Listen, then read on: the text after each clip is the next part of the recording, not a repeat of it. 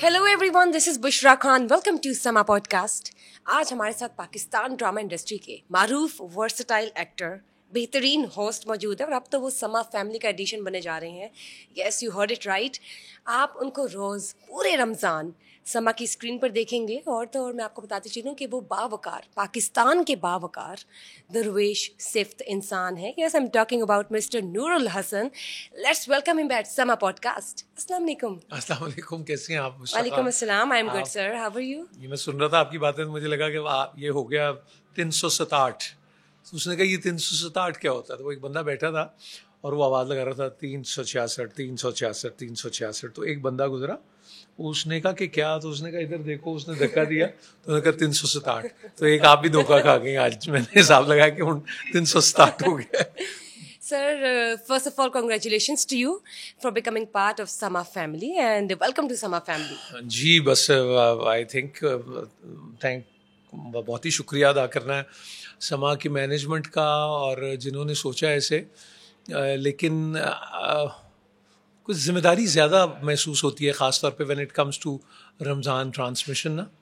इसलिए कि in my humble opinion it's not a mere transmission. Programming जैसे हम सब करते हैं, ड्रामा भी करते हैं, खेलते भी हैं, नाचते हैं, गाते हैं, वो सब अपनी जगह। लेकिन मुझे लगता है यहाँ आपको ना ज़रा you have to be on the toes.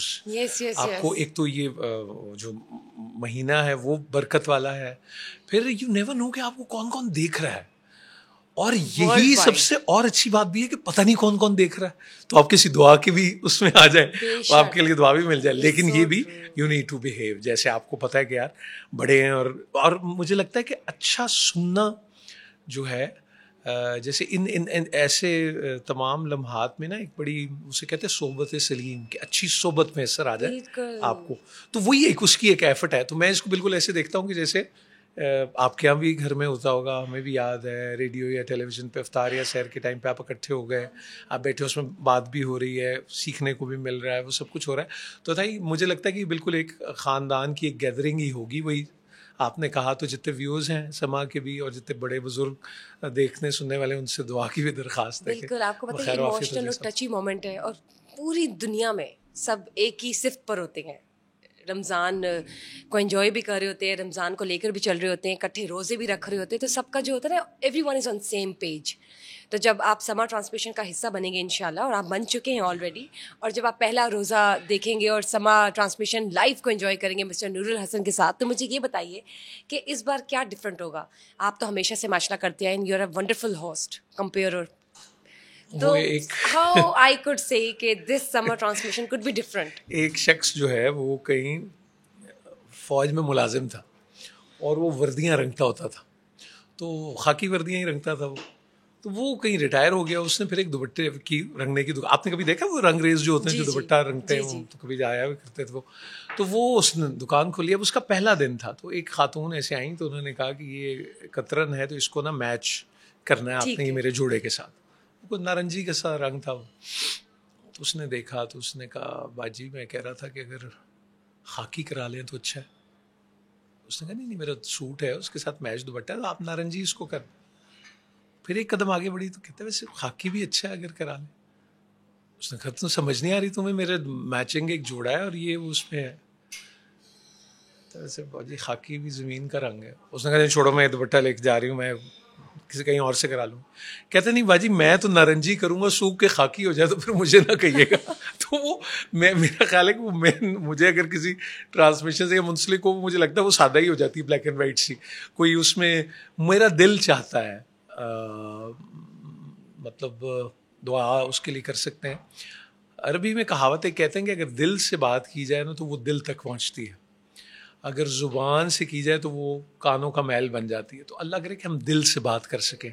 क्योंकि उस आप जो हालात देखें ना, अगर आप पाकिस्तान भी, वर्ल्ड ओवर भी, दुनिया में भी, तो आपका दिल चाहता है कि सैनिटी शुड प्रिवेल। तो अब ये जो फ़ोन नामी चीज़ हमारे पास है वो हमें बहुत दूर का पता तो दे देती है, लेकिन फिर वो कुछ बेबसी का एहसास भी दिलाती है। लेकिन फिर मुझे लगता है वो हमें जोड़ भी देती है सबको किसी ना किसी तरह। मतलब कुछ भी हो, हम यहाँ बैठे हैं, मैं कुछ खा रहा हूँ, पी रहा हूँ, 2 घड़ी को आपको फ़लस्तीन का भी ख्याल आ जाता है, आप घर में अपने बच्चों को देखें तो वो सब आ जाता है। लेकिन आई डोंट नो, मुझे लगता है कि ये जो यूएन के बाद का जो दुनिया है, बॉर्डर्स के बनने के बाद, तो इसने बजाय लोगों को करीब करने के बहुत दूरियां ज़्यादा फैल गई हैं। इंसानियत का मतलब मुझे लगता है कि मुसलमान एक सुपरलेटिव डिग्री है इंसान की। सो आपको मुसलमान होने के लिए एक बेहतरीन इंसान होना होगा पहले, दैट्स अ प्री क्वालिफिकेशन। तो अगर वो कहीं कम है तो फिर आपको ये देखना पड़ेगा, जैसे आजकल में होते हैं ना, हम ये अच्छी खाने पीने की जगह में बैठे कि आप कुछ खा पी रहे हों और आपका स्टमक अगर अपसेट हो जाए तो वो कहते हैं यार आप देखें आप क्या खा पी रहे हैं, कुछ आपके खाने में कुछ है या आप। तो मुझे लगता है ये जो अंदर सोच भी जाती है, इसका भी हाजमा बड़ा ज़रूरी है बहुत। इसकी भी इंडाइजेशन हो जाती है, एमाल और इसकी चीजें बहुत असर करती हैं। पंजाबी में कहते हैं पचता नहीं है आपको, तो फिर या तो उसके लिए कसरत करें, एक्सरसाइज हो कोई वो की जाए, या फिर लाइट खुराक हो। हमें उस रोज बाबा याया खान साहब से बात हो रही थी तो वो कहने लगे खाना बड़ा आसान है, उसको हजम करना जो है ना वो है असल बात। तो जब आप कुछ पढ़ते हैं, वो पढ़ना जो है अगर उसने बाहर बिजलियों की तरह निकलना शुरू कर दिया तो फिर तो इसका मतलब आपको हजम नहीं हो रहा, डुल रहा है, ये मग है ना, इससे ज्यादा जाएगा गिर के बाहर आ जाएगा, कहेंगे कैपेसिटी। तो हमारे बाजी कहते थे कि थोड़ी सी बहुत पै गया। तो मुझे लगता है कि वो भी एक चैलेंज है। बिल्कुल बिल्कुल, आपने इतनी कोई खूबसूरत बात कर दी है कि आई फील सो ग्लैड, मतलब आई एम ओवरवेल्म्ड कि इंशाल्लाह हम आपको अपने समा फैमिली में देखेंगे और आपको मिलते भी रहेंगे, और रमज़ान ट्रांसमिशन लाइव रोज़ समा की स्क्रीन पर आप मौजूद होंगे। हम सहर और अफ्तार में इंशाल्लाह वो होगी मुलाकात। और मुझे लगता है जो ख़ास तौर पे सहरी का जो टाइम है, दोनों ही वक्त दिस इज सो अमेजिंग। आप ये देखो कि फजर से जब रात ढल रही होती है दिन में, और मगरिब के वक्त जब दिन ढल रहा होता है शाम और रात में, तो बड़े बुजुर्गों से सुना है कि यही तब्दीली और कबूलियत का वक्त भी होता है। कभी याद हो अम्मा, मुझे याद है इफ्तारी के वक्त में ना, वो कोई आधा घंटा पहले जब वो पका रही होती थी, वो कुछ कर रही होती थी ना, वो बोलती बहुत कम थी, वो या वो कुछ पढ़ रही होती थी या वो खुद भी कहती थी कि भाई हाँ नहीं ये नहीं ऐसे करो, अगर आप आए हैं स्कूल से या कॉलेज से तो असर तक सोएं और फिर जाग जाएं, कुछ इस तरह का वो एक मामूल। तो वो मुझे वो ऐसी आता है ना जहन में कि क्या अम्मी क्या करती हैं, इससे क्या होता है, इससे क्या फ़र्क पड़ता है, तो वो कॉन्सेंट्रेट कर रहे होते हैं ना, कनेक्ट कर रहे होते हैं। Now if I am talking to you और आपके थ्रू लोगों से बात कर रहा हूँ, तो फिर मैं बाकी लोगों से कह रहा हूँ कि नहीं ठहर जाए, मैं बुशरा से बात कर रहा हूँ इस वक्त, तो वो भी ये कहती थी कि भाई ठहर जाओ इस वक्त ज़रा, वो जिसको हम हॉटलाइन भी कह देते हैं, दो वेलों का एक वक्त, बहुत वो एक हाँ वो है तब्दीली का वक्त वो कहते हैं उसको। तो वो ये जब पहर आपको मिल जाए, फिर आप ज़रा उससे पहले भी आ जाएं, जो हमसे तो सुबह नहीं उठा जाता, तो वो जो तहज्जुद पे जिन्होंने अपनी मामूल बनाए होते हैं, जो तहज्जुद को फजर के साथ मिलाने वाले लोग हैं, तो इस बहाने उनसे कहीं मिलने का वो एक मुलाकात हो जाती। वो कहते हैं ना वो उठ फरीदा सुतिया तू मेला वेखण जा, जे कोई मिल जाए बख्शिया तो तू भी बख्शिया जा। मतलब ऐसे ही है ना कि भाई हुआ तो आप, नो डाउट जिसकी लक लग गई, बिल्कुल ठीक बात किया आपने। वो मुझे लगता है कि ये कुछ ऐसा है। और है बाहर का मौसम, या जैसे लाहौर में रेस कोर्स में आप जाएं, जब वो जश्न बहारा के फूल और वो खिले होते हैं, तो कोई एक सवाल कर सकता है कि भाई ये बाहर ही में क्यों खिलते हैं फूल। बस I think same applies to Ramzan, कि वो जो जितनी वो है ग्रोथ आपकी, जैसे बड़ी डिबेट हुई कि यार ये रोज़े की या जितना अगर आप भूख भी कहें, वो कहाँ से आ जाती है ताकत, आम वक्तों में नहीं आती, कुछ है something special in the air. आपको कुछ देयर आर वाइब्स होती है, एनर्जी होती है, कुछ होता है, there is always something in the air, और वो वाकई यूनिवर्स कनेक्ट करती है। कुछ होता है जो आपको पैरेलल यूनिवर्स भी आप ले लें, बिल्कुल ऐसे ये चीज़ें जो है ना, साइंस भी इसको, और सबसे कीमती लोग गुस्सा में वो होते हैं जो नहीं दिखते टेलीविज़न पे, उनकी कोई फ़ोटो भी नहीं आती, लेकिन वो रोज़ाना रिज़्क़े हलाल कमाते, मेहनत करते, खून पसीना बहाते, सुकून की नींद सोते हैं, गोलियां वोलियां उन्हें नहीं खानी पड़ती नींद की, कुछ वो नहीं चाहिए होती।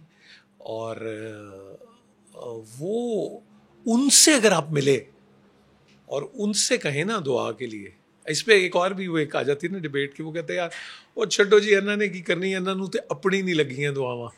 तो हम अमूमन ना जाहिरन में इससे हिसाब लगा लेते हैं, जैसे दाढ़ी है तो नहीं है, और अगर नहीं होगी नो, ये बहुत आप इसी से मुझे लगता है बहुत अहम चांस मिस भी कर जाते।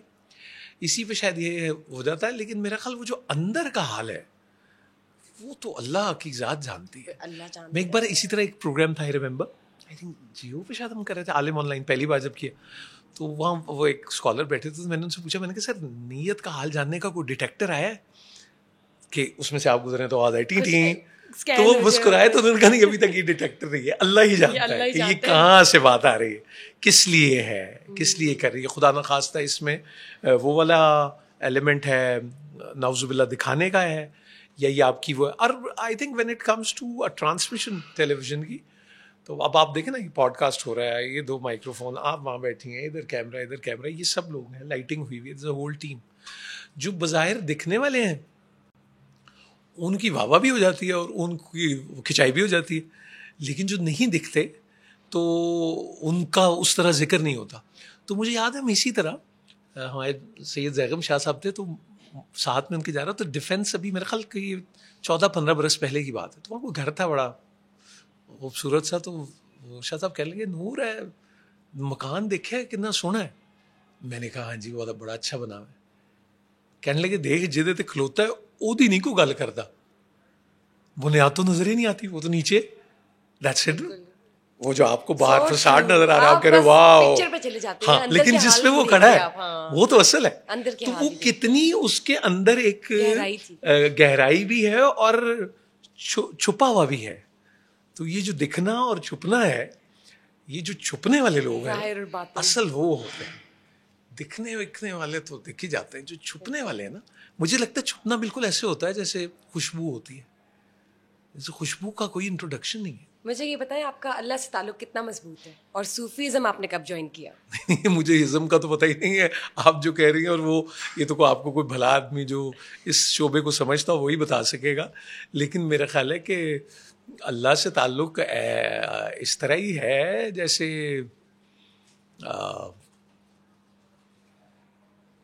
अम्मी मेरे ख्याल जब गोद में खिला के वो अल्लाह वाली कर खुशहाली तू यूँ ही देता है तू यूँ ही पाली, तो वो शायद तारुफ से वैसे तो वो रहम मादर में ही शुरू एक हो जाता है, लेकिन वो बस उससे माफ़ी के ही खासगार रहते हैं और उसको कहते हैं कि बस अपना मेहर कर दे। मैम आई रिमेंबर एक बार हम PTV नाइट टाइम ट्रांसमिशन कर रहे थे, तो उसमें ना वो लाइव होती थी, तो उसमें जो हमारे पास वो था वो 7 सेकंड का उसमें गैप होता, तो वो दौर भी मुशर्रफ साहब का दौर था, तो वो था कि भाई कोई नारा ना लग जाइए, वो तो हमने वो एक वो रखा हुआ था। तो उसमें एक साहब का फ़ोन आया, उन्होंने कहा मैं मदीना मुनव्वरा से बोल रहा हूँ। तो हम सारे ज़रा लेट से हो गए, तो एकदम उन्होंने कहा कि आपको पता है ये आपकी ये बात लोग सुन और देख क्यों लेते हैं? अब मैं वही 7 सेकंड का, तो मैंने कहा यार मैं उस पर, तो मैंने कहा नहीं सर आप ही बताइए कि ऐसा क्यों है। उन्होंने कहा कि आप सलाम भी पेश करें सर, आप तो बड़ी मुतबरक जगह पे हैं। तो वो कहने लगे, और वो मेरे गूज़ बम्स अभी भी होते हैं, वो ऐसी वो आती है, वो कहने लगे देखें अल्लाह ने आपके और देखने और सुनने वालों के दरमियान भरम और शर्म के पर्दे हायल किए हुए। मैं तो ऐसे ना, और मैंने उनसे कहा इसको दोहरा दें आप दोबारा। एंड आई जस्ट रियलाइज्ड कि जो बंदा जिस जोगा भी है वो we know it very well, मैं कौन हूँ, क्या कितने जोगा हूँ, मुझे बहुत अच्छी तरह पता है। तो अगर वो कोई वो होती है तो वो किस वजह से, वो ये कि फिर खामी पे नजर नहीं पड़ती, वो बदबदी खूबियां ढूंढ लेते हैं। और ये वाला सिलसिला कुछ होता माँ की तरह का ही है। जैसे अब तो आपको मेरे सर पे बिल्कुल ही बाल नहीं दिख रहे, तो जब ये बहुत कम हो रहे थे तो मेरी अम्मी मुझे कहने लगी ए देख तेरी तरह लोगों ने भी बाल करा लेने। मैंने कहा अम्मी क्या हो गया? कहली नहीं हुण यही चलता है।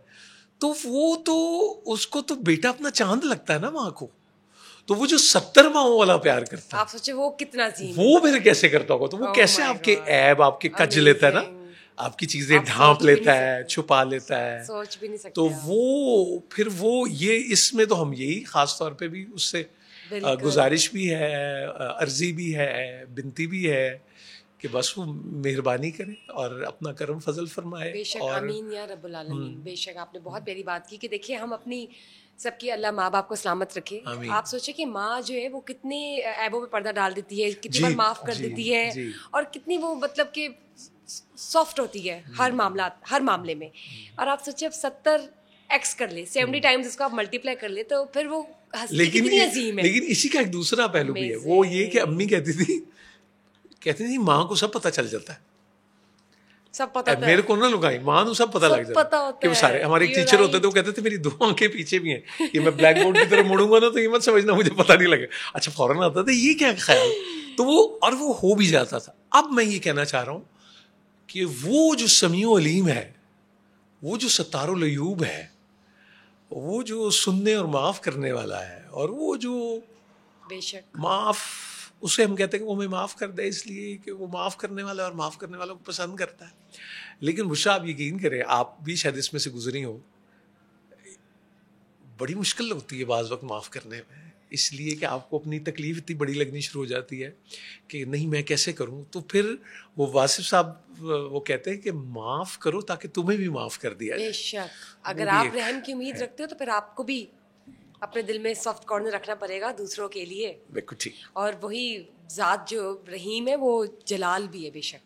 हाँ वो लेकिन वो ये ना कि वो जे मैं वेखा अमला वल्ले ते कुछ नहीं मेरे पल्ले, ते जे मैं वेखा तेरी रहमत वल्ले बल्ले बल्ले बल्ले, तो वो तो बेशक कुछ भी नहीं। और आप जैसा गुमान करें तो आपको हाँ, खुदा वैसा मिलेगा। वो कहता है कि आप गुमान जैसा करें आपको तो वैसे मिलेंगे। मतलब जैसे गलती के बाद किसी भी बंदे का अल्लाह से राब्ता की मिसाल ऐसे दी कि जैसे अगर कोई बच्चा मेले में खो जाए और वो बिछड़ के भाग कर अपनी वालदा की तरफ आए तो वो क्या शिद्दत होगी लिपट की, तो उससे कहीं ज़्यादा अल्लाह को वो पसंद आती है जब कोई बंदा दौड़ के आता है। वो कहता है मैं तुम 1 कदम आओ मैं 10 कदम आऊँगा।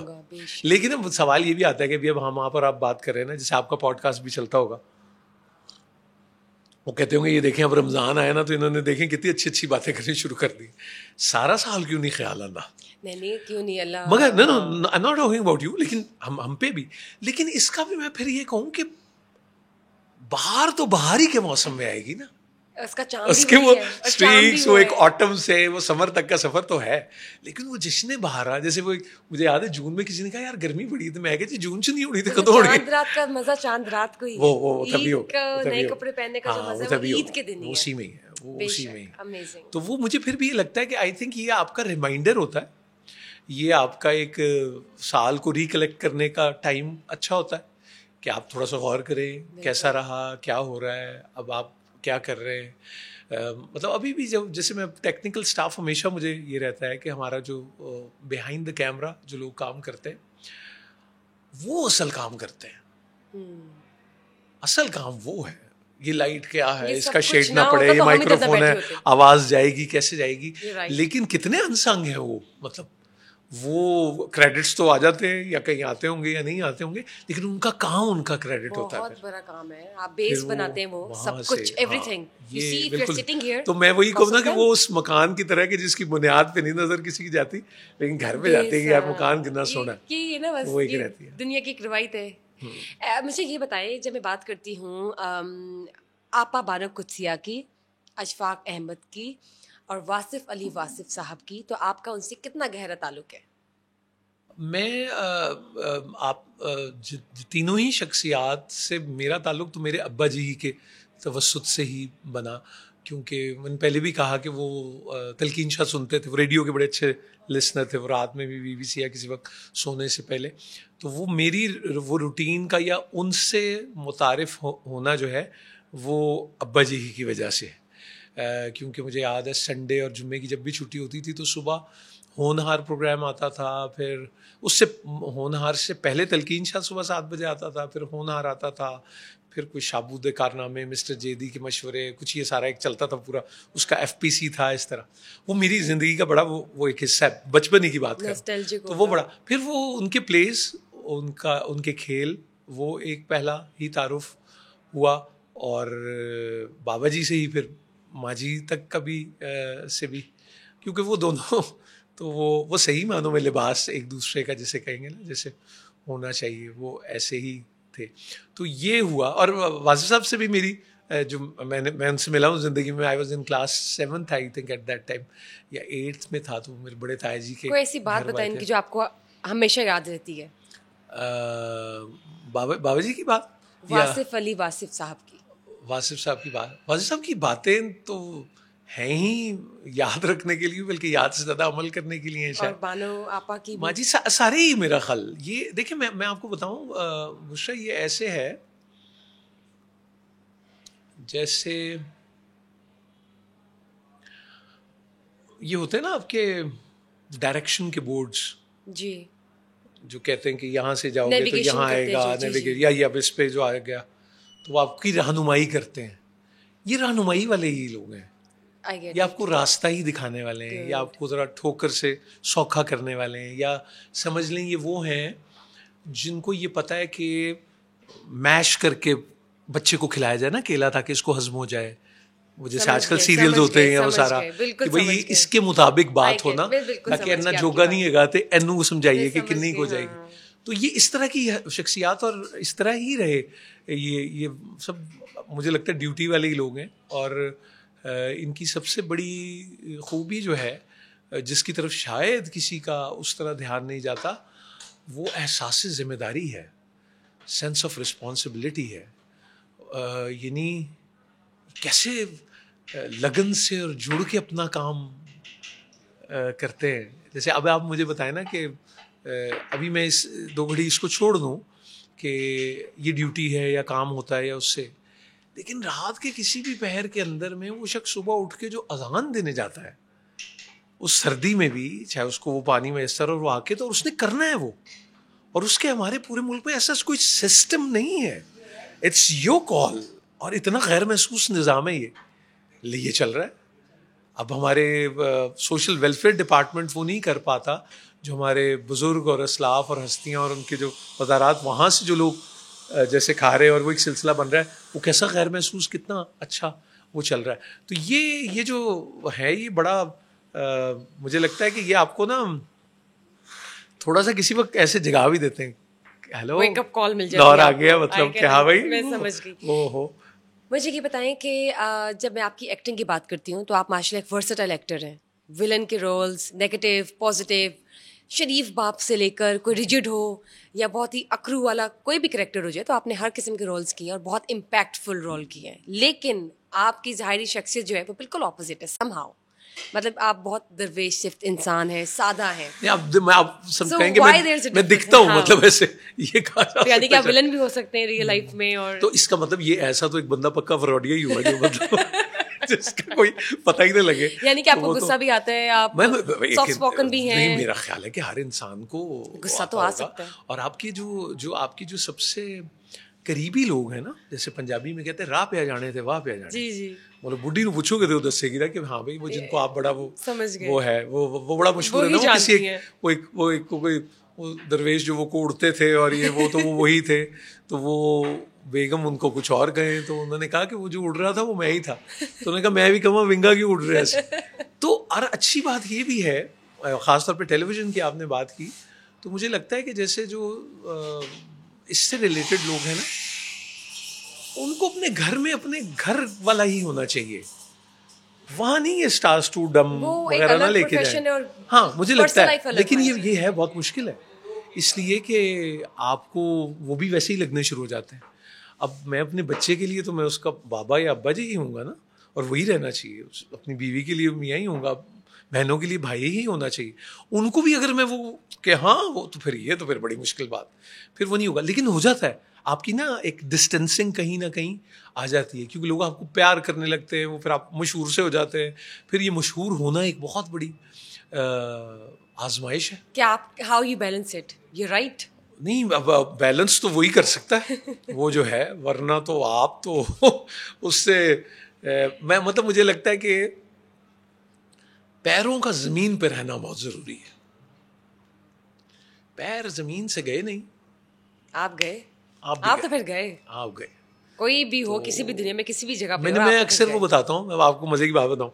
मैंने पहला जब प्रोग्राम किया पंजाबी का, तो मेरे ख्याल उसको कोई 4-5 महीने हुए थे। तो मैं पीटीवी की रिसेप्शन पे आया, वहाँ कोई बहुत बूढ़े से एक साहब खड़े थे, जो लिबास भी बहुत सादा सा, देहाती सा उनका लिबास था। तो वो ऐसे खड़े हुए ना जैसे मिलना हो, तो मुझे लगा कि ये भी मिलना, तो मैं उनसे मिला। कहले बहु जी गल करनी। तो मैंने कहा जी मैं बस 1 मिनट। तो मैंने कहा हाँ जी बताएं। भाजी मैं ना तुसी बुरा तो नहीं बनाओगे? मैंने कहा जी नहीं नहीं आप बताएं।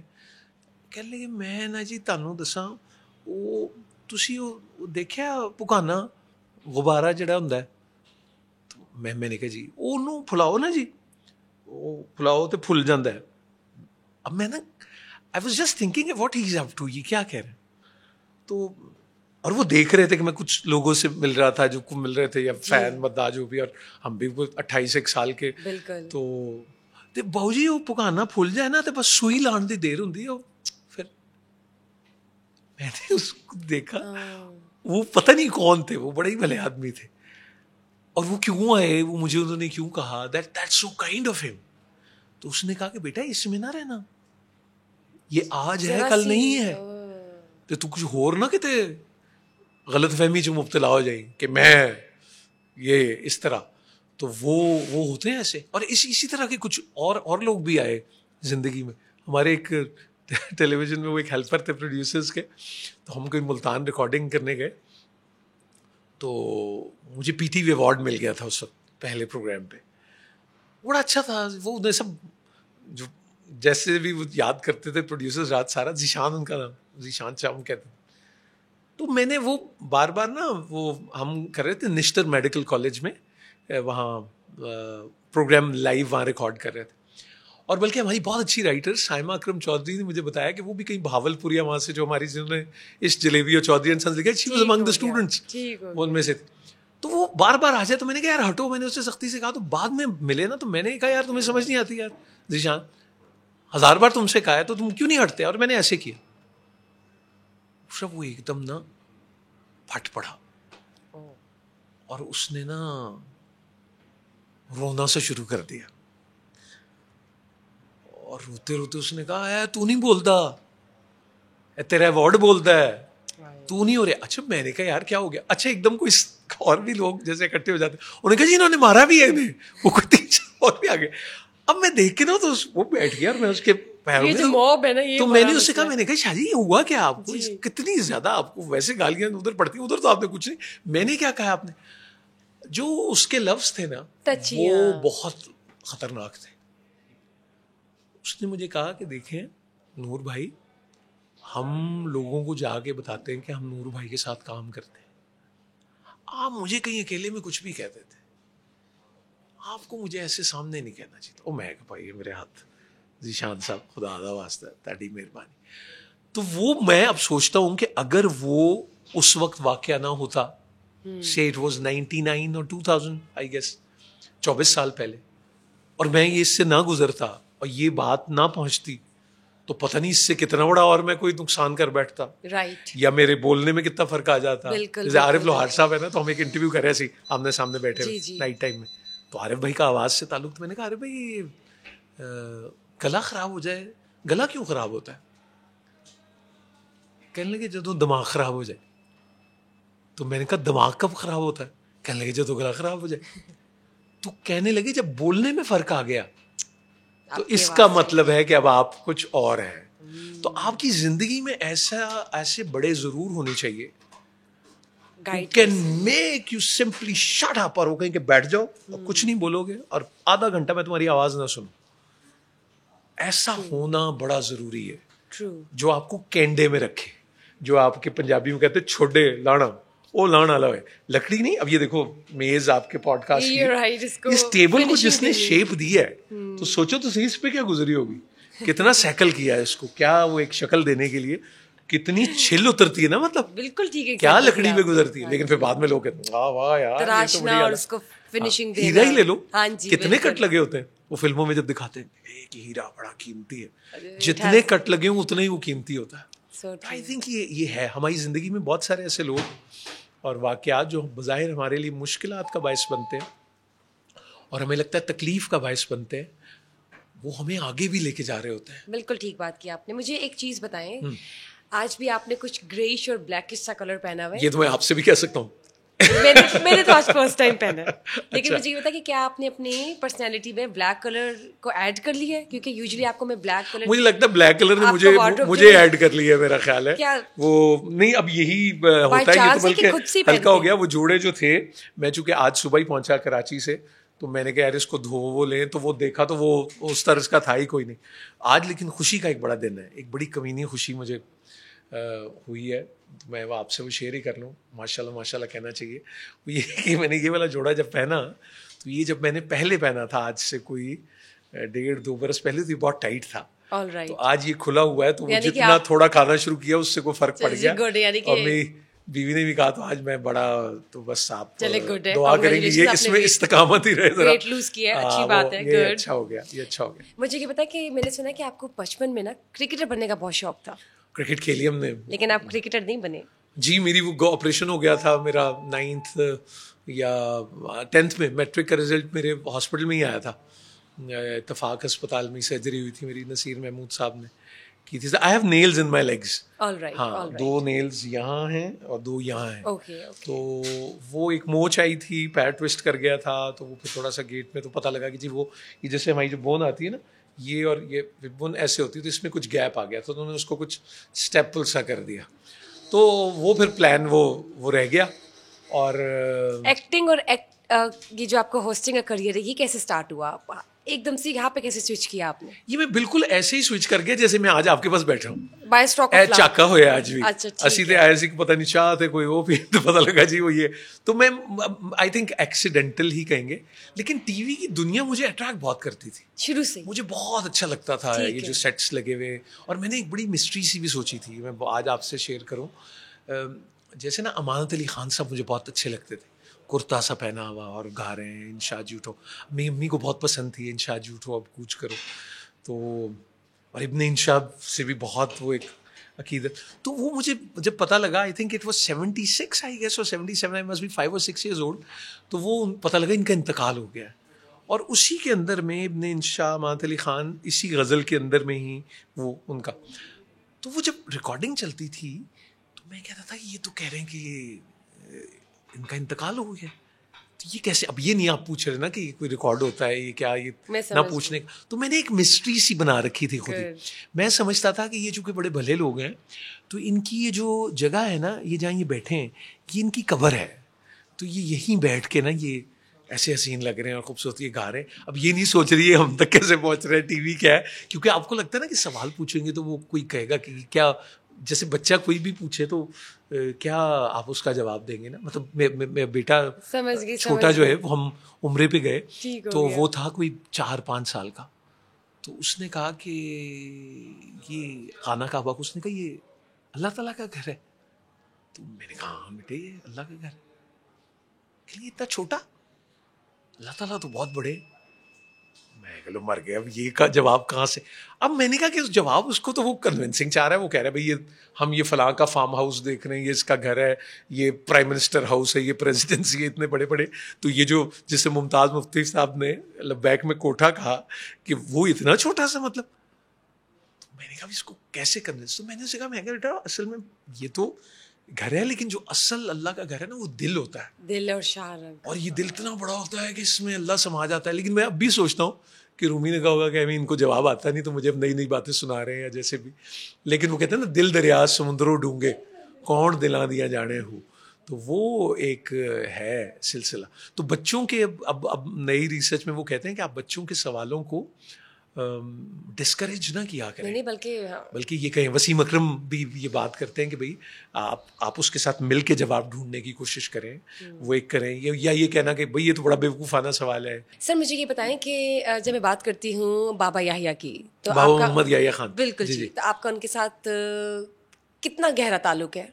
और कोई ऐसी बात भी बताएं जो सिर्फ उनके करीबी लोग जानते हैं।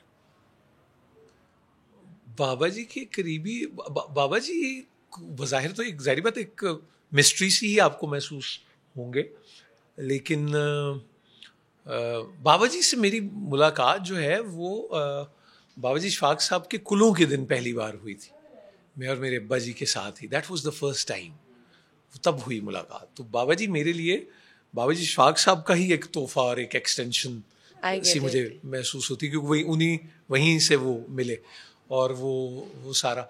तो बाबा जी ने मुझे बहुत ठीक करने की कोशिश की, लेकिन मैं हुआ नहीं हूँ। वो जैसे अभी अक्सर वो कहते हैं यार एक तो आपका खाना ही ठीक नहीं, आपको यही नहीं पता कि खाना कैसे आगे से खाया जाता है, हर लुकमे पे अल्हम्दुलिल्लाह पढ़ना होता है, थोड़ा खाते हैं, चलना ही आपका ठीक नहीं, लाहौरियों की तरह चलते हैं आप, जैसे लाहौरी चलते हैं और लाहौरी गलत चलते हैं, वो नीचे, हाँ वो एक चाल जो, तो वो एक सारा, लेकिन वो बड़ी रहनुमाई उनकी, इट्स बीन सो काइंड, उनकी बहुत मेहरबानियाँ हैं, बहुत उनकी तहरीरें, उनकी शख्सियत। जैसे मैं आपको चलें एक छोटी सी बात बताता हूँ। हम सफ़र कर रहे थे लाहौर से इस्लामाबाद की तरफ, तो बाबा जी जब आप उनके साथ सफ़र करें ना, तो he makes it a point कि खाने पीने की चीज़ें सारी हों, अच्छे अच्छे लताइफ सुनाए जाएं, सफ़र बड़ा अच्छा गुजरे, और वो हंसते रहे, बोलते रहे, सब करते रहे। वो सारा वो 5 घंटे का लाहौर इस्लामाबाद जितना भी सफ़र एक होगा। तो और किसी एक जगह भी उन्होंने कोई ऐसा मतलब दूर दूर तक भी, जैसे हम एक्सप्रेशन पे पकड़े जाते हैं ना, कि मैं कहूँ कि साहब कुछ परेशान लग रही हो आज, कोई सब खैरियत, कुछ भी नहीं, तो और उन्होंने और मज़े के जोक्स हमें सुनाए, वो सारा हंसते हंसाते हम सफ़र तय हुआ। उस पूरे सफ़र के दौरान his elder son was going through a major surgery in England. यहां से लेके यहां तक कोई कितने टांके, इतना बड़ा कट लगा था जो सर्जरी उस वक्त हो रही थी। तो वो अंदर करते रहे जो वो कर रहे होंगे, अल्लाह से बात कर रहे होंगे, दुआ कर रहे, हमें नहीं उन्होंने परेशान होने दिया। तो जब हम पता नहीं कहां पहुंच गए, तो उन्होंने कहा शुक्र अल्हम्दुलिल्लाह वो सर्जरी ठीक बन गई। कौन सी सर्जरी? तो उन्होंने कहा कि वो हो रही थी, साहब की सर्जरी थी। कौन सी सर्जरी, किस चीज़ की, क्या? जैसे हमें फ़ौरन सवाल आते। तो उन्होंने कहा बस अल्लाह ने फजल फरमा दिया। तो मैंने कहा आपने बताया? तो नहीं, इसमें बताने की क्या बात, ज़िंदगी का हिस्सा है। कुदरतुल्लाह शहाब साहब का जब विसाल हुआ, तो रियाज महमूद साहब बताते हैं कि वो और माजी मुहतरमा बानो कुदसिया के घर, रियाज साहब और उनकी बानो बाजी उनके घर आए, और वो फैमिली फ्रेंड्स बड़े पुराने। तो शफाक साहब के घर के बारे में बाबा जी के यही सुना है कि जब होगा तो एक ट्रॉली सजी होती है, खाना पीना आओ भगत सब होता है। तो उनको लगा कि वो कहीं जा रहे थे ना, तो वो देख के रुक गए, बैठ गए। उनका हाँ खान साहब तुझ ठीक? हाँ ठीक। वो कह रहे हैं कि यार कुछ बोल नहीं रहे, बात होती है, कुछ सर्व करते हैं, वो भी नहीं हो रही बात। तो 5-1 मिनट ना वो कहते हैं, मैंने अपनी बेगम की तरफ, उनका नाम भी बानवा जी की तरफ है, देखा तो मैं कि भाई आज कुछ फ़र्क लग रहा है, तो दिल में आएगी कोई नाराज़गी तो नहीं। तो उन्होंने 8 मिनट बाद कहा अच्छा फिर खान साहब ऐसे ही चलने हैं? कहने लगे हाँ अच्छा यार चलो खुदा। ये लोग अब घर चले गए और रास्ते में कहने लगे कि खान साहब नाराज़ ने, ऐसा तो कभी नहीं होया। उस वक्त उनको खबर मिली थी कि कुदरतुल्लाह शहाब साहब का इंतकाल हो गया और वो इस्लामाबाद जा रहे थे। उन्होंने उनको नहीं बताया कि ये परेशान ना हो। देख लें जब कितना, हाँ ये अब वो जब वो कहते हैं ना कि अल्लाह ताला आपको आसानियां अता करे और आसानियां तकसीम करने का शर्फ अता करे, तो वो करते भी हैं। True example. अब मेरे तो जरा हो तो मैं तो खड़ा पा देंगे, वो सुनो मेरा ये हम वो तो ऐसे ना पैनिक कर गए और कंट्रोल में नहीं रहते, लेकिन ये जो कंपोजर है, इमोशनल हो जाते हैं। और ये कंपोजर की अब ये भी देखो बुशरा कि ये वाली जो मिस्ट्री है ना, यही इस महीने की भी मिस्ट्री है। मैं वजू से हूं या नहीं हूं, मेरे और अल्लाह के अलावा नहीं किसी को पता। मैंने खाया है पिया है या नहीं, मेरे और अल्लाह के अलावा नहीं, अल्लाह जानता है। फोन है, मैं क्या कर रहा हूँ, ये तो वही उसी को पता है। तो आप तो कुछ भी, जैसे अब मैंने बहुत सारे देखे ना, हम कैसे वो होने शुरू हुए हमारे साथ, ये टेक्नोलॉजी या ये दौर क्या कर रहा है। जैसे आप किसी को बैठे देखेंगे फ़ोन, दूर आप उधर से देख रहे हैं, यार ये रमज़ान है, ये रोज़े में फ़ोन पे बैठा है। अब आप एकदम देखे तो पता लगे वो कोई कुरान शरीफ पढ़ रहा है उसके, You cannot judge anyone. तो yes, आपने तो फौरन वहाँ से कुछ और सोच लिया, ये हम हैं ही ऐसे, आपने ये कर लिया। और फिर कई ऐसे लोग हैं, और स्पिरिट भी कहते हैं यही है, वो ये कि आप करें और पता ना लगने दें, उसको पता लगना चाहिए। तो आजमाइश इस मीडियम की इसलिए है ज़रूर, जिसे इडियट बॉक्स कहा जाता है टेलीविज़न की, कि आप आए और आप बात कर रहे हैं तो कहने वाला कहे भाई हाँ ये, लेकिन वो हर काम किसी ना किसी को तो करना है। चांद ने रात को निकलना है, सूरज ने सुबह निकलना है, गोभी ने उगना है, आलू टमाटर सारे ये सब अपने अपने काम पे लगे हुए हैं, जमीन घूम रही है, सब है। मुझे ये बताएं कि आपने ड्रामा की ट्रेनिंग ली हुई है प्रॉपर स्कूल से? नॉट एग्जैक्टली, वो लाहौर ड्रामा स्कूल एक होता था लाहौर में, तो वहाँ एक एडमिशन लिया था और लाहौर ड्रामा स्कूल में तो ट्रेनिंग ली या मैम समीना अहमद का, हाँ वर्कशॉप्स तो वो छोटी मोटी सारे ही अब तो सब करते हैं, क्योंकि मेरे वक्त में तो ये नापा तो नहीं था जी जी। और कोई ऐसा इदारा नहीं था जैसे अब यूनिवर्सिटीज़ में आ गया, प्राइवेट यूनिवर्सिटीज़ में वो तो नहीं थे, बाहर पढ़ाया जाता था या नहीं था। तो मैं तो चूँकि मेरे पास कुछ भी नहीं था, काबिलियत भी नहीं थी और पैसे वैसे भी नहीं थे, तो वक्त था, तो मैंने कहा कि हाँ चलो करते हैं। And thanks to Rafi Pir theatre workshop, वो उनकी जब होते थे वो फेस्टिवल्स, तो उसमें एज थिएटर मैनेजर, तो आपको फायदा हुआ उससे, राइट? जी जी डेफिनेटली, आप तो वो सीखते हैं। तो आप क्या सजेस्ट करते हैं जो अब नए दौर के आर्टिस्ट हैं और जो यंगस्टर्स आ रहे हैं एक्टिंग में, उनको ट्रेनिंग जैसे कि कोई सर्टिफिकेशंस लेनी चाहिए एक्टिंग में आने से पहले, या खुद से जो इनेट टैलेंट या स्किल्स है उसी के साथ परस्यू करना चाहिए? फॉर अ गुड एंकर, और अगर तो एंकरिंग की बात करें तो I think you need to keep your eyes and open all the time, receptive होना चाहिए आपको चोर होना चाहिए। मतलब अब आप और मैं बड़ा बुरा चोर हूँ, मतलब अब आपको नहीं पता होगा मैं आपसे क्या चीज़ चुरा लूंगा, ये क्या सीख लूंगा। मुझे ये लगता है कि आपको ना हर वक्त लर्न करते हुए होना चाहिए। अच्छी बात आप स्टोर करें, वो आपके काम आएगी। एक्टर के लिए ऑब्जर्वेशन उसके काम आती है, आप देखते हैं क्या है, मैनरिज्म मिल जाता है। जैसे बाबा जी इशफाक साहब के बारे में ये सुना कि उनके कान बहुत तेज़ थे, इतने तेज़ थे कि अगर वो एक रेस्टोरेंट में बैठे हैं और अगर वो चौथी मेज़ पे उनको एक इंटरेस्टिंग सी टोन नज़र आई है तो कहते थे एक मिनट चुप कर जाए, और वो सुन लेते थे वो आवाज़। जैसे एक ज़माने में वो था ना $6 मिलियन मैन और बायोनिक वुमन, तो मैंने उनके जो दोस्त अहबाब से सुना कि he had a wonderful year, बहुत कमाल की उनकी वो थी कि वो कर लेते थे। तो चीज़ें आपके इर्द गिर्द ही हैं, राइटर के लिए कहानियाँ उसके इर्द गिर्द ही हैं, क्रिएटिविटी, आइडिया, सब कुछ। आप भी, जैसे माँ जी एक इंटरव्यू में कहती थी कि आँख बताती है कि आँख के अंदर क्या कहानी है, आज शाम 4 बजे क्या हुआ होगा इसके साथ, ये कहीं लड़ी है, नौकरी से निकाल दिया गया है, कोई दिल टूटा है, कोई हार्ट ब्रोकन है, क्या है, आँख बताती है। कहते हैं ना, आँख चेहरे का चेहरा बंदे का आईना, आँख चेहरे का आईना। लेकिन फिर वहां भी आप देखें कि जो हम तो सिर्फ आँख की बात करते हैं, बहुत सारे लोग तो इन आँखों के मोहताज नहीं होते, जो नहीं देख सकते वो देखते हैं जहाँ तक हमारी रसाई ही नहीं है। मुझे ये बताइए, आपने इतने ड्रामास में काम किया है, जब मैं बात करती हूँ स्क्रिप्ट्स की, तो आप स्क्रिप्ट देखकर ड्रामा एक्सेप्ट करते हैं या करैक्टर को देखकर? नहीं, असूलन तो ये बिल्कुल इसी तरह ही है कि जैसे आप मुझसे पूछें कि ये जो शादी आपने की है ये आपने अपनी बकायमी होशोहवास की है कि नहीं, तो मेरा ख्याल है कि आपको definitely it is about script and script. लेकिन मेरा ख्याल है, अब ये मैं बिल्कुल कह सकता हूँ, मुझे कहने में कोई आर नहीं है कि कुछ, असल में मैं आपको एक सच्ची बात बताऊँ, मुझसे अच्छी एडमिशन नहीं की, आगे रमज़ान मुबारक भी करीब है, मैं कोई अच्छा अदाकार नहीं हूँ और मेरी बड़ी लिमिटेशंस हैं, तो कैसे मैं एक एक्टर हो सकता हूँ। ये दाढ़ी मेरी है, ये थोड़ी छोटी हो जाएगी, बड़ी, इसने तो अब रहना ही है जब तक है साथ, ये तो नहीं कहीं जाएगी, तो अब ये क्या होगा, मैं तो इसी के अंदर में जो हो सकता है वही मैं करूँगा ना। और वो भी थैंक्स टू बाबा जी कि वो हाँ कहा कि भाई ये है तो अब है तो है।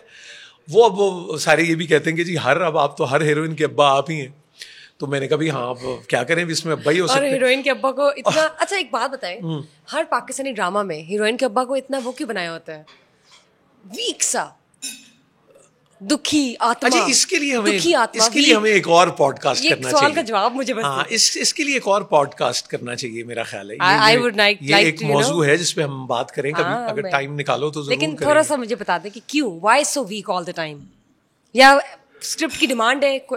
इस वक्त पाकिस्तान के अंदर में जो सबसे मजलूम है ना वो बाप है। अगर आप बेटी का कि बेटे का? नहीं, बाप ही। वो हम आगे चलते हैं कि कैसे, ठीक है। मैं आपको उसकी बड़ी सीधी मिसाल देता हूं। मुझे लगता है कि पाकिस्तान का बाप वो वाहिद बाप है जो अपने बच्चे के लिए अगर जॉगर नहीं खरीदता ना, तो वो कहता है यार मेरे वास्ते जॉगर ही नहीं ले सकिया, मैंने होर काम करना चाहिए, मैं ले लूं। पाकिस्तान से बाहर वाला बाप, जिसको हम वेस्टर्न वर्ल्ड कहते हैं, उसको जब बेटा कहेगा ना तो कहेगा बेटे काम करो इसके लिए, तुम्हें अच्छा लगता है jogger, go for an odd job, करो और बनाओ खुद। ऑलराइट। हमारे वाला ना दिल पे रोग लगा लेता है, इमोशनल, फिर एक और 2 घंटे की नौकरी एक और करता है, वो फिर वो ना अपना सब कुछ वार देता है, ठीक है, वो ऐसा करता है। तो मुझे लगता है कि वो तो ठीक है, कफालत बाप का ही काम है, लेकिन ये जो बच्चे हैं ना, मैं भी डॉक्टर शार साहब की बात आपको पता है, मैंने डॉक्टर शार साहब को बचपन में बहुत करीब से देखा हुआ है, थैंक्स टू अब्बा जी, और वो उनके पीछे नमाजें भी, ताहिल कादरी साहब को भी, ये सबको। तो वो अभी उन्होंने, मैं सुन रहा था तो उन्होंने कहा कि कुरान करीम में ये नहीं है कि अपनी औलाद से प्यार करो, ये नहीं कहा, क्योंकि वो तो तुम करोगे, वो तो तुम्हारी फितरत के अंदर है, लेकिन इतना ज्यादा ना करो कि वो तुम्हें हराम पे मजबूर कर दे, कि उसकी मोहब्बत में तुम कहोगे ये रिश्वत मैंने इसलिए ले ली कि मुझे अपनी औलाद के लिए मैं कर रहा हूँ। ठीक हो गया। वो नहीं, you need to draw lines, इसलिए कि आप ही की ये जो हमारी कुरान करीम है, उसी में तो फिर माल और औलाद जो है वो इस उम्मा का खास तौर पे जो आजमाइश है और फितना ही कहा गया, तो वो तो है। ठीक है, मुझे ये बताएं कि आपने कुछ ड्रामाज किए हैं अभी रिसेंटली जो कि काफी हिट गए हैं, जैसे इश्क मुर्शद है। क़यामत की निशानी है कि मेरे ड्रामे हिट हो रहे हैं, सोच ले। चीख भी है, चीख आपने सबा कमर के साथ किया। इश्क मुर्शद में जो आपने कैरेक्टर किया, उनके बारे में बताया कि वो आपने डिड यू एक्सपेक्ट कि वो इतना फेमस हो जाएंगे और इतने, वो मेरे लिए वो मैटर ही नहीं करता। कैसा एक्सपीरियंस रहा? मेरे लिए मैटर करता था to work with Farooq Rind. Farooq भाई इज अ मैजिशियन, ऑलराइट। और वो जो जिसको आप मौलाई, उसमें आ रहा था ना कि जैसे वो कहता था फजल बख्श तुम मौलाई हो, फारूक भाई मौलाई है। ठीक है। फारूक भाई की एक बहुत बड़ी खूबी है कि फारूक भाई का आंसू मुस्कुराता है और मुस्कुराहट रोती है। वो इन हुदूद को बहुत अच्छा समझते हैं, वो बड़ा दर्द उन्होंने जिंदगी में देखा और महसूस किया है। और जो आदमी दर्द से आशना हो जाए ना, उसको भाग लग जाते हैं। जैसे सिंगर को रोग ना लगा तो हाँ, वो गा नहीं सकता। वो रॉकस्टार में वो था ना कि टूटा दिल या नहीं। और आपको पता है ये बात सिर्फ यहाँ तक नहीं रहती बुशरा, ये लेवल जब आगे जाता है ना। आपका कभी दिल टूटा? यही से मैं I am adding a question in it. दिल टूटा in terms of anything, it could be anything. हाँ, टूटा ही होगा यकीनन, लेकिन अब वो मैं यानी कि टूटा है तो दिल तो अच्छा क्या वो कहती थी लता मंगेशकर, शीशा हो या दिल हो टूट जाता है। तो मुझे बता, आपने अरेंज मैरिज किया, लव मैरिज का मौका नहीं मिला या नहीं वो मैंने जहाँ सोचा था वो मैंने अपनी अम्मा से कहा था, उन्होंने उस पर मुझे कहानी सुना दी सबका मौसी, और वो फिर वो जारी बात नहीं, लेकिन वो अब मुझे ये श्योर है कि डेस्टिनी ना, हाँ किस्मत की बात है। और ये वो कहानी भी इसी पे थी। उन्होंने मुझे कहा कि देख लख मैं चाहवा कि तेरा ब्याह उत्थे ना होए, जे लिखिया ते हो के रवेगा, मेरे करन ना करना, मैं क्या कर रही है करन ना करना क्यों। अच्छा, I have two more question then we will be wrapping up this session. मुझे ये पता है कोई ऐसा कैरेक्टर जो अभी भी आपकी ख्वाहिश है कि आप करना चाहेंगे आने वाले ड्रामास में? कोई भी नहीं, कोई ऐसी नहीं, कोई भी कर लेंगे। चलिए, अभी हमने एक सिंगल प्ले किया है, अली फरहान हमारे अली फैजान के भाई हैं, वो बाहर से मलेशिया से पढ़ के आए हैं, तो मैंने और लैला वास्ती ने, इट्स सिंगल प्ले, मैंने और लैला वास्ती ने, हम दोनों एक ब्लाइंड कपल बने हुए, उसमें दोनों ही नाबीना है, तो वो किया, पता नहीं वो लोगों को कैसा लगे, लेकिन वो है, मगर हाँ कुछ भी आए। अच्छा, आए तो सही, बरसरे इल्जाम ही आए। गुड। मुझे ये I will be taking names of a few personalities, ठीक है, उनके one word for all of them, उनके लिए एक वर्ड, मतलब उनके लिए बड़ा मैं इसमें फेल हो जाऊंगा मैं। माहिरा खान हसीन, Saba Qamar extremely talented and hard working, Durre Fishan हमारी बेटी, Bilal Abbas is a darling, and Saba Faisal तो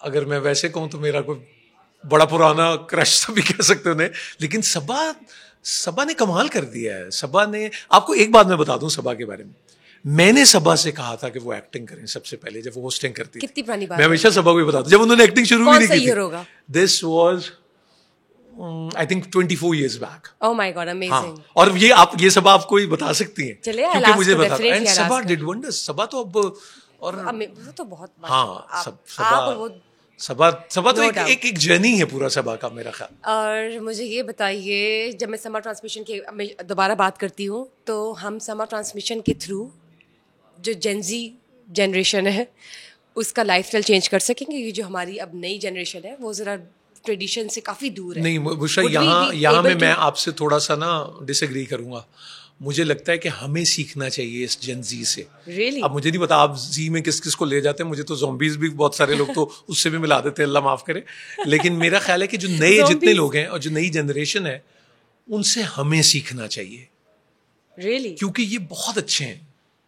मुझे नहीं पता, आप तो छोटी हैं, मेरी वाली जनरेशन चक्करबाज थी, घुमाओ फिराओ, हाय ये करेंगे अच्छा नहीं लगेगा। ये बड़े ऑनेस्ट है, ये सच्चे हैं, ये सवाल दिल से करते हैं, पूछते हैं। हाँ, मुझे डिस्कम्फर्ट में डालें या मैं कहूँ वो हो, क्योंकि हमें आदत है, लेकिन हमें इनसे मुझे लगता है कि इस जनरेशन से जो मेरी जनरेशन को सबसे ज्यादा सीखने की जरूरत है वो ईमानदारी है और सच है। चले, गुड है। I really like this and second your opinion as well कि truly we need an honest generation which is coming and yes we can see ahead. Before we wrap up this session, मुझे ये बताइए कि आपको summer podcast कैसे लगा और how did you like this summer podcast anchor? भाई मुझे, अगर आप मुझसे सच पूछें तो समर पॉडकास्ट में मुझे डर लगा, इसलिए कि एक तो मुझे ये पता नहीं था कि ये ऐसा होगा, फिर मुझे ये नहीं पता था कि एक बंदे का नाम जो मैं इतना सुनता हूँ वो मेरे दाएं दाएं बैठा होगा चश्मा लगा के, जिसका नाम बिलाल है, ठीक है। तो फिर मुझे ये नहीं पता था कि वो चौधरी साहब बैठे होंगे और हमारा वो जो असद है वो, तो अब मुझे कोई पूछेगा कि तानू धक्का किन्ने देता है तो मैं कहूँगा असद ने धक्का देता है। तो ये मुझे इट वॉज नॉट प्लान, मतलब आपको बता ही देते बंदा कोई और कुछ नहीं। तो मैं भी की कर लेना, सरप्राइजेस पसंद है, हमें सरप्राइजेस देना पसंद है। अरे हाँ, लेकिन सरप्राइज और शॉक्स में से तो फर्क होता है यार, खुदा के लिए। लेकिन शौक आपको पता है दो होते हैं, एक अंग्रेजी वाला एक उर्दू वाला, लेकिन हमें तो अंग्रेजी वाला ही लगा है वैसे। नहीं, thank you and one word for Samar podcast anchor Bishra. अरे नहीं, थैंक यू सो मच, आपका बहुत शुक्रिया। लेकिन वो मैंने आपसे कहा था ना, देख लें फिर, वो मैंने तो नारंगी रंगा था दुपट्टा खाकी हो गया, आपका पॉडकास्ट ब्लैक एंड व्हाइट हो गया ना फिर। नहीं, thank you, it was lovely having you today. Thank you so much, lovely talking to you. कोई अल्लाह करे जैसे आप चाह रही थी वैसा हो गया। नहीं, बहुत अच्छा लगा आपसे बात करके and we are so grateful कि आपने अपना कीमती वक्त निकाला हमारे लिए and it was a wonderful blast to have you here and it was actually a surprise for both the parties. आपका शुक्रिया। आप इजाजत दें तो मैं आपके व्यूज से कुछ एक बस बात करूं। जी प्लीज। देखिए, एक तो दुआ की बहुत दरखास्त है और मेरे जैसे बंदे को अगर आप देखें ना तो यही ही है और मेरे पल्ले कुछ नहीं है। तो आप बड़े हैं तो छोटा समझ के दुआ कीजिएगा, गलतियों से दरगुजर करिएगा, छोटे हैं तो आपकी खैर है। तो अल्लाह ताला आप सबको आसानियाँ अता करे और आसानियाँ तकसीम करने का शर्फ अता करे। Thank you sir. Thank you Bushra, बहुत शुक्रिया। Thank you once again. मेरी जो सबसे बड़ी बहन है उनका नाम बुशरा है, तो आप सोचे मेरी ताजीम और कितनी बढ़ गई होगी। Nice, good to know that, and thank you again for being here. Thank you guys for watching us today. Please do not forget to share, like, and subscribe our summer podcast, and also congratulations to Mr. Nurul Hassan again. हमारा summer edition है, हमारी family में Mr. Nurul Hassan आ रहे हैं और पूरी रमजान आप देखेंगे उनको टीवी स्क्रीन पे। रमजान लाइव ट्रांसमिशन बहुत लाइवली होने वाली है, बहुत वाइब्रेंट होने वाली है और इसमें बहुत कुछ सीखने को मिलेगा और आपके साथ हम लोग बहुत कुछ शेयर भी करेंगे। So stay tuned for the coming Ramzan. Bye bye.